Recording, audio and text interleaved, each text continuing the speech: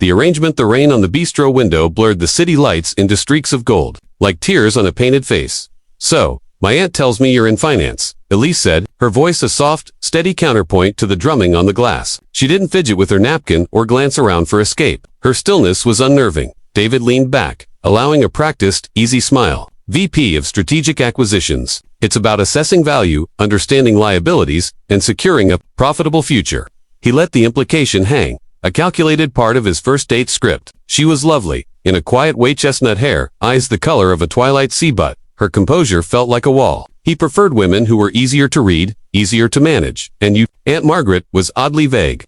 "I'm a restorer," she said, her fingers tracing the rim of her water glass. "I work with damaged paintings and antique texts. I try to preserve what's left, and sometimes, carefully, fill in the gaps." "Sounds sentimental," he remarked, signaling the waiter for another scotch. The date needed a lubricant. "My field is more forward-looking. No use clinging to what's broken." A ghost of a smile touched her lips, but it didn't reach her eyes. "Is that your philosophy for everything?" "Practicality isn't a philosophy. It's a survival skill." He took a sip, feeling the warm burn. The conversation needed steering, a boundary set. He'd had well-meaning friends try to set him up with complicated women before. "Look, Elise, you seem nice." "Truly so. Let's be direct. Save us both time. I have a rule. It's not personal, but it's non-negotiable." Her twilight eyes held his, unblinking. "A rule. I don't date widows." The words, sharp and deliberate, landed in the space between them. He watched for the flinch, the shock, the embarrassed admission, but her stillness only deepened. The quiet around their table became a vacuum, sucking the sound from the bustling room. "That is very specific," she finally said, her voice lower. "May I ask why?" He shrugged, a casual gesture meant to dismiss the discomfort. "Baggage. Inevitable comparisons to a saint. The shadow of a ghost. I'm looking for a fresh start, not a walk-on part in someone else's tragedy. It's messy. I prefer clean lines." For the first time, she looked down at her hands, folded neatly on the table. He felt a pang of something, not guilt, but irritation. Why did they always have to make it awkward?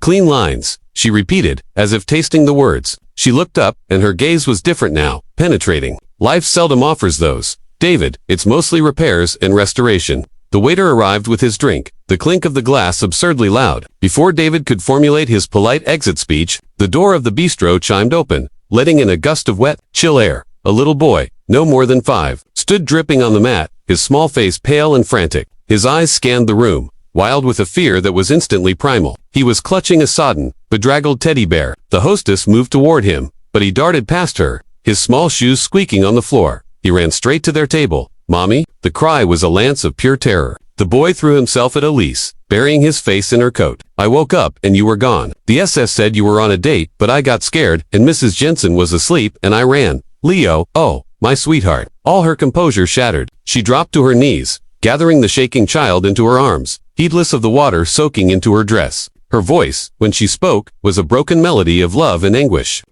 "My brave boy, I'm here. I'm right here. I just stepped out for a moment. I'm so sorry you were frightened." David sat frozen, his scotch forgotten. He watched as she rocked the boy, her cheek pressed to his wet hair. Her eyes squeezed shut as if absorbing his panic through her skin. This was not the contained woman from a moment ago. This was a raw, powerful force of love. The manager approached, apologetic. Elise looked up, her face streaked now, not with rain, but with tears she hadn't shed for herself. "It's all right. His babysitter must have dozed off. He has nightmares." Since the fire, the word dropped like a stone. "Fire." Leo pulled back slightly, looking at David with huge, solemn eyes. He extended the wretched, dripping teddy bear. One of its eyes was missing, and its fur was matted. "This is Captain. Daddy gave him to me. He saved him from the fire. He threw him out the window to the firemen before he—" The boy's breath hitched. Before the ceiling fell, David's heart stopped. A cold, shameful understanding began to crack open inside him. He saw it, the heroic, final act of a dying man. The preserved love in a ruined toy. The ghost wasn't a shadow. He was a giant, a hero etched forever in this child's heart, in the very fabric of Elise's soul. Elise met David's gaze over the top of her son's head. Her expression held no accusation, only a profound, weary truth. "My husband, Leo's father, was a firefighter. He saved 4 people, and Captain, from that warehouse fire. He didn't come out clean lines." The phrase echoed in his mind, now grotesque and childish. He had reduced the love of this courageous woman, the grief of this brave boy, the sacrifice of a true man, to baggage, to an inconvenient liability on his personal balance sheet.